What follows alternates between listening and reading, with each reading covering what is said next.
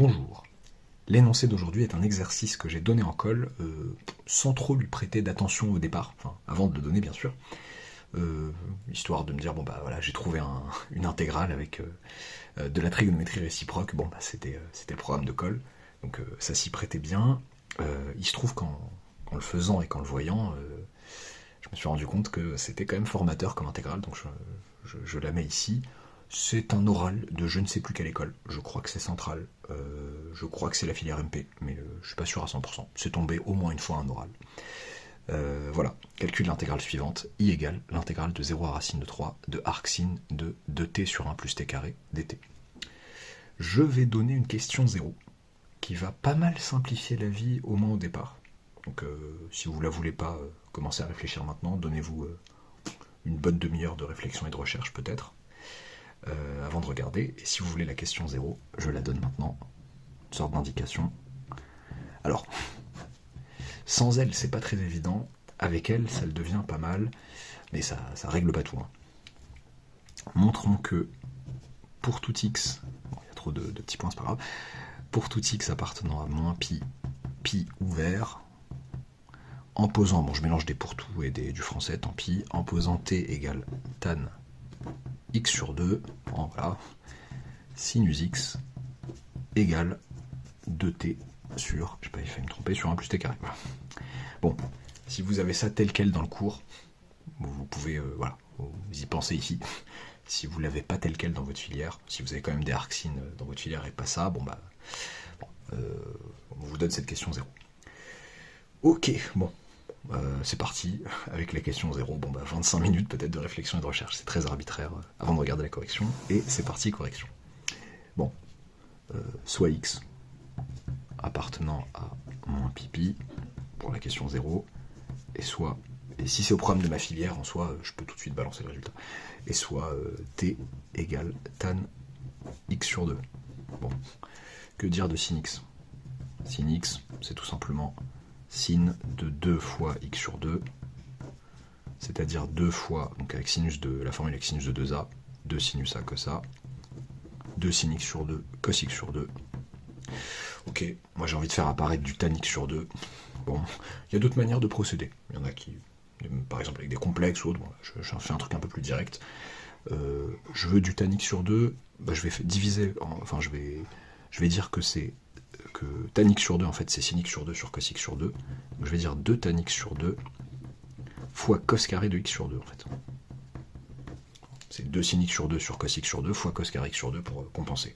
Je rappelle que x sur 2 appartient à moins pi sur 2 ouvert. Ce qui fait qu'il n'y a pas de problème pour, bon, bah déjà pour l'existence de la tangente, problème qui aurait pu se poser dès le départ ici. Tout va bien, la tangente existe et je peux diviser par cos x sur 2 qui n'est pas nul. Ok.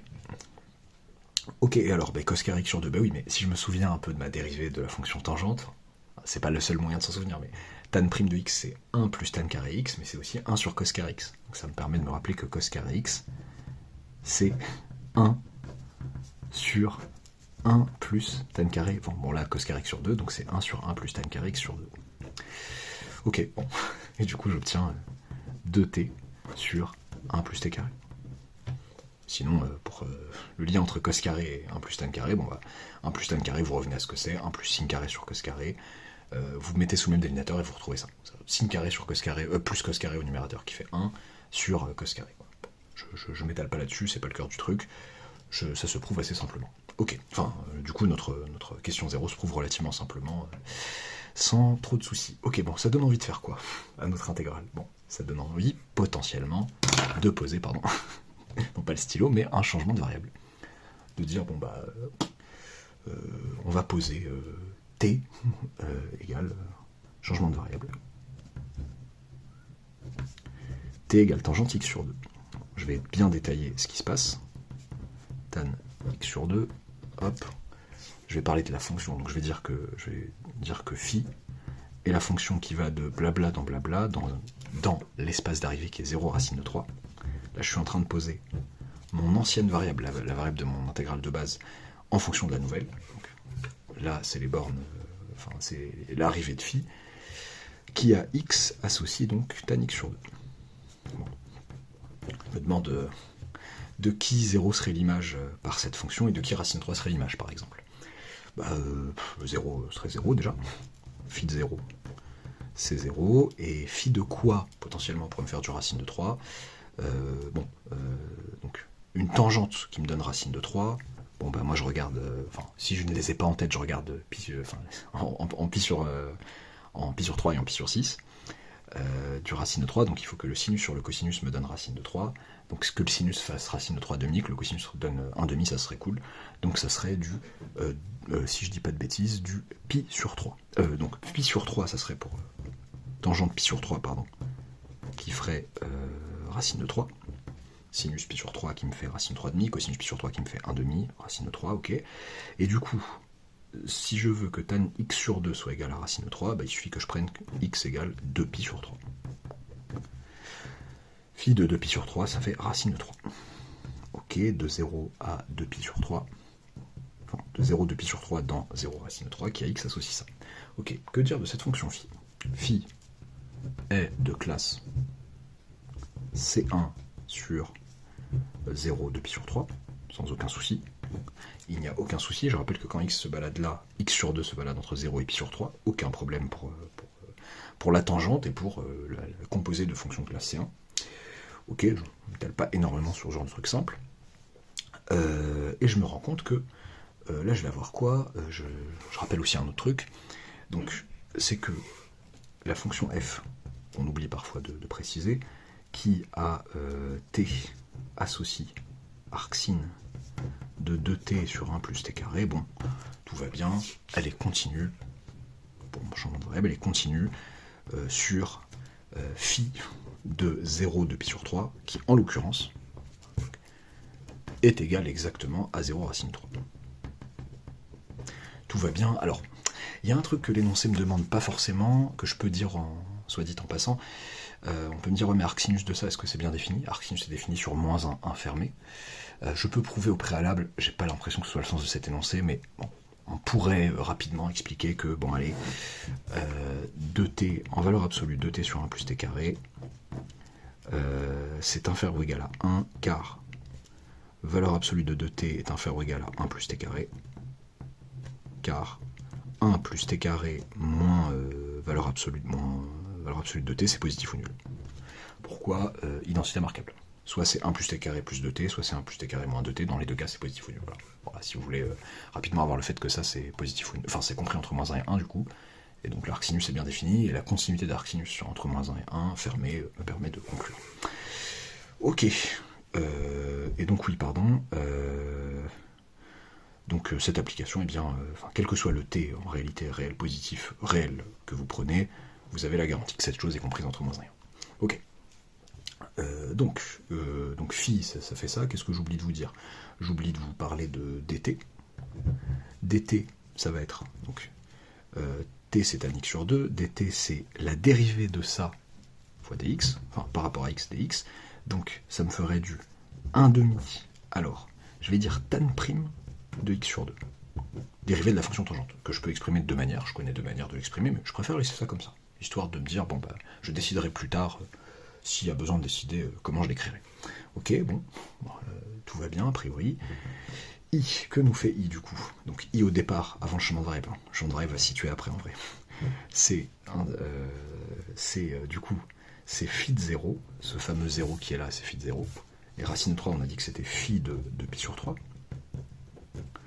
Arcsine de 2t sur 1 plus t carré dt, qui est égal par le changement de variable, donc le changement de variable qui s'applique, il est là en réalité, mon changement de variable, intégrale de 0 à 2pi sur 3. J'ai pas besoin de préciser de caractère bijectif de phi ou que sais-je. Là, je suis en train de poser le changement de variable. Ancienne variable en fonction de la nouvelle.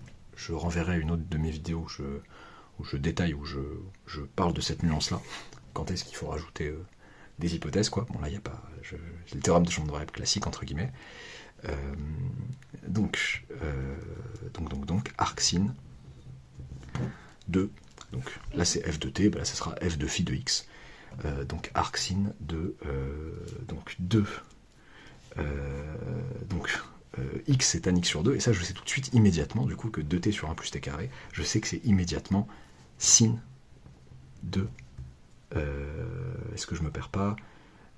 Oui, si tout va bien. Arcsin de sin de x, du coup. Pardon, je me suis remis le pinceau. Ça, ce n'est autre que sin x, du coup. Fois 1 demi, donc je le sors, le 1 demi, tan prime de x sur 2 dx.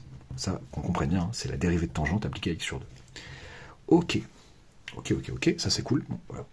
Quand je disais formateur, déjà un petit chemin de variable, c'est plutôt sympa. Deuxième chose assez formatrice, arcsin sin x. J'ai envie de dire x. Attention. Je sais effectivement que pour tout x... Alors attention, j'ai oublié de dire un truc aussi. C'est que ça c'est vrai pour tout x entre moins pi et pi ouvert. Et en particulier, là, x, il est entre 0 et 2 pi sur 3, qui est bien inclus dans moins pi ouvert. Tac. Donc tout va bien. 0 de pi sur 3 est inclus dans moins pi ouvert. Ce que j'ai écrit ici, remplacer ça par sinus x, tout va bien. Ok, pour tout x entre moins pi sur 2, et même entre 0, bon, intéresse ici à 0 pi sur 2, il est vrai de dire que arcsin de sin x, ça fait x. Ah. Par contre, pour tout x entre pi sur 2 et 2 pi sur 3, et en allant jusqu'à pi, on peut aller jusqu'à pi, arcsin sin x, bon. Comment je peux le simplifier? En fait, l'idée, c'est d'essayer de se ramener à dire que c'est arcsin de sin de quelqu'un qui, lui, est bien entre moins pi sur 2 et pi sur 2 fermé. Là où je sais que... Enfin, quand je suis entre moins pi sur 2 et pi sur 2 fermé, arcsin de sinus de moi-même, c'est moi-même. Donc, je me dirais tout, écoutez, sinus x, c'est aussi sinus de pi moins x. Propriété sympathique sur sinus. Avec, dans ce cas, pi moins x. Si vous prenez x entre pi sur 2 et pi moins x, il appartient à 0 pi sur 2. Cool. Ça, c'est sympa. Donc, arcsin de sin x dans ce second cas n'est autre que arcsin de sin de pi moins x avec lui qui est dans le bon intervalle, donc égale pi moins x. Ok, bon, quelle leçon faut-il en tirer? Que potentiellement on va faire un petit coup de châle ici. Voilà, c'est sympa aussi. I égale du coup 1 demi d'une somme de deux intégrales. De l'intégrale de 0 à pi sur 2 de du coup x tan prime x sur 2 dx plus l'intégrale de pi sur 2 à 2 pi sur 3 de pi moins x cette fois-ci, tan prime de x sur 2 dx. Ok, je vais donner... Alors, je vais chercher une feuille d'abord. Bon, promis, je ne gaspillerai pas les versos, mais je voulais avoir ça sous les yeux. Je vais dire que i, c'est égal à i1 plus i2, avec i1 égale 1 demi de l'intégrale de 0 à pi sur 2 de x tan prime de x, x sur 2 pardon, dx, et i2 égale 1 demi de l'intégrale de pi sur 2 à 2 pi sur 3 de pi moins x tan prime de x sur 2 dx. Comment calculer ces dames? Bon, j'ai laissé le tan prime. En fait, à la base, je ne pouvais pas forcément deviner dès le début que, tiens, ce serait cool pour une IPP, parce que bon, c'est une IPP les amis quand même. on va primitiver, enfin, c'est cool, là, le 1 demi tan prime x sur 2, je sais primitiver, je dérive ça et ça va être sympa. Par exemple, pour la seconde, pour la première, même idée, je pouvais pas forcément deviner, mais mon idée initiale, c'était de ne pas m'encombrer. Pourquoi j'ai laissé tan prime x sur 2 tout ce temps? De ne pas m'encombrer avec, déjà avec un choix que je laisse, que j'ai préféré laisser jusqu'au moment où il fallait choisir, entre potentiellement 1 plus tan carré et 1 sur cos carré. Et là, j'ai même pas eu à faire ce choix, parce que je vais faire une IPP qui me fait disparaître ça. Alors, en espérant que je sache primitiver. Après, il restera du tangente. Bon, je sais primitiver tangente, ça va. Bon, IPP, je détaille bien la seconde déjà. Attention, à la seconde, on pourrait se dire réflexe, on casse l'intégrale en deux. J'ai une partie en pi tan prime x sur 2 qui va être facile, quoi, du coup, plus facile que l'autre. Et l'autre partie, je fais une IPP, mais ça sert à rien. Autant faire une IPP tout de suite. Dérivé de ça, ça fait 1 et on est content, quoi. Donc, qui serait U, qui serait V dans mon IPP? U est la fonction qui à x associe pi moins x. U', la fonction qui à x associe 1. Ok. V', ce serait 1 demi de tan prime de x sur 2. Que je sais primitiver, hop, en disant que V est la fonction qui à x associe tan x sur 2. Dérivée d'une composée simple, ça me donne ça. Ok. U et V sont de classe C1. sur pi sur 2 de pi sur 3. Je le dis, non pas parce que j'ai envie de le dire, mais parce que c'est vrai, tout simplement. Il n'y a aucun souci en réalité à se faire.